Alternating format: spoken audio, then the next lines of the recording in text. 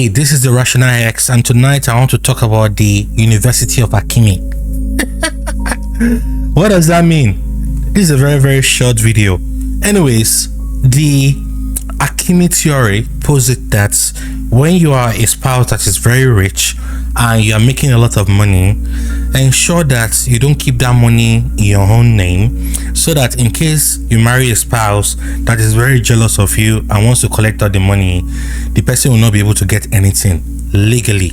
So in other words, if you put the money in the name of your parents, of your friend, of your children, or whoever, the person that wants to collect your money will not be able to collect your money.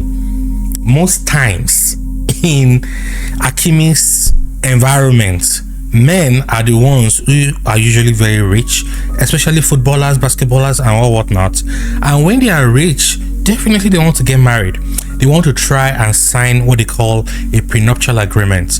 It's not everybody that likes a prenuptial agreement. And what is a prenuptial agreement? In simple terms, a prenuptial agreement is that agreement that is voluntarily made between two people who want to get married, that any property that I have before I get married will belong to me in case the marriage breaks up. Then any property that you are bringing into it that you have before you get married will also be yours. But any property we acquire together during the marriage will be shared equally. In other words, if I have $2 million before I get married to you, then and we sign a prenuptial agreement, then after we break up, the $2 million will belong to me. In your case, if you bring in $3 million, it will belong to you. However, during our marriage, if we both bought a house in each of our names, then we divorce, then the property will be shared equally, or as the court will determine, maybe 60-40, 75-35, etc. So most people, when they want to sign prenuptial agreement, they want to ensure that the other party is interested and is voluntarily engaged, so it won't be as if you force them to sign a prenuptial agreement.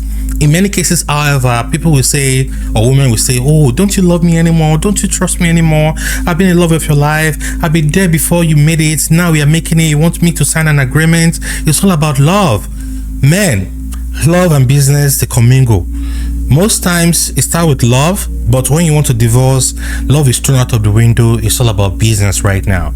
And that is why when somebody wants to divorce you, they want to take 50% of your property, or they want to take 70% of your property, a property that is listed in your name. So what did Hakimi do? Hakimi, a Moroccan footballer, made sure that all his properties were in his mother's name legally. So when his ex-wife said, I'm tired of this relationship, I want to leave you, and I'm taking this percentage of your property, and they searched the records and the book, they didn't find anything in Hakimi's name legally. So since there's nothing in Hakimi's name, and she had more money than Hakimi now, since there's nothing in Hakimi's name, Hakimi was entitled to take part of her property, because that is how it works. The richer spouse will have to pay the less richer spouse, or the poor spouse, as the case may be. It also happened to Kabilaim, who signed a deal of almost $1 billion, and a few weeks down the line, as I read on the news, his wife said, I'm tired, I want to take your money. I learned that this guy saved his property in his father's name. So that's the Hakimi concept, and many people are utilizing it now. Let's switch to women that are very rich. Let's talk about Rihanna. Rihanna is rich.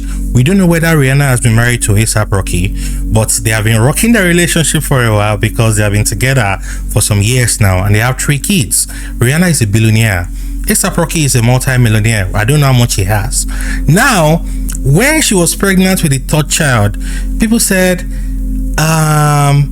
why is A$AP not married to Rihanna? And many women said, why? She cannot marry to A$AP Rocky. She's a billionaire. She's very rich. Do you want her to marry him, and then after marrying him, they now divorce? Rihanna will now lose half of her wealth. Hey, ladies, that's what happens when a rich man marries a woman. And when there's a divorce, either caused by the rich man, maybe infidelity, maybe or for whatever reason, the woman is ready to take half of the property, which is valid. I'm not saying it's not valid, because let's say alimony, you're already putting that woman on a particular lifestyle. Now there is a breakup, she has to maintain that lifestyle, right? Totally agreed. Number 2, children, child support. If you have 1 child, 2 children, 4 children, she needs to take care of the child, and they will look at the best interest of the child. So the court will consider the best interest of the child and the totality of the circumstances of the case. How much education you've gotten in your career, as the woman wasted her life taking care of the family. So women deserve the money when they divorce. I'm not saying they do not, they do. However, when you flip the coin and the woman is the rich party now, and the man says, okay, I want part of your wealth, don't cry wolf, because what goes for the goose, good for the what? The gander. Easy. So the Hakimi concept is very, very important nowadays. The richer a man gets, the more protective he should be of his wealth and his properties, because whoever you want to marry at that time may be looking at you from the financial angle, because most times it's like, oh, how much does he have? What is his net worth? How many cars, houses, properties, jets does he have? That is what you're looking at as a woman before you want to marry this guy. You don't know his personality, you don't know his attitude, you don't know his skills. Well, he uses skills to make the money. You don't know whether he's aggressive, you don't know anything about him, but you are loving the money. Now that you're not married to him, you now say that, yes, I don't like what I'm seeing, I want to divorce. But before I divorce you, I want to take half of your wealth though. That's where the problem will lie. Like, hey, are you marrying him for him, or you're marrying him for his wealth? That's why men are usually very careful now by keeping part of their property in the next of kin's name, or in an offshore, or go back to the first, sign a prenup agreement. Even with prenup agreement now, people usually go to court to void it by saying that they were cajoled or they were forced to sign it.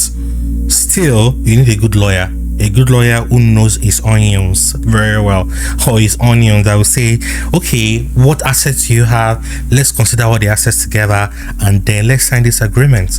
I've seen several clips whereby women will say that they love this person, and as soon as they get married down the line, they just feel like, hey, I'm not doing this anymore.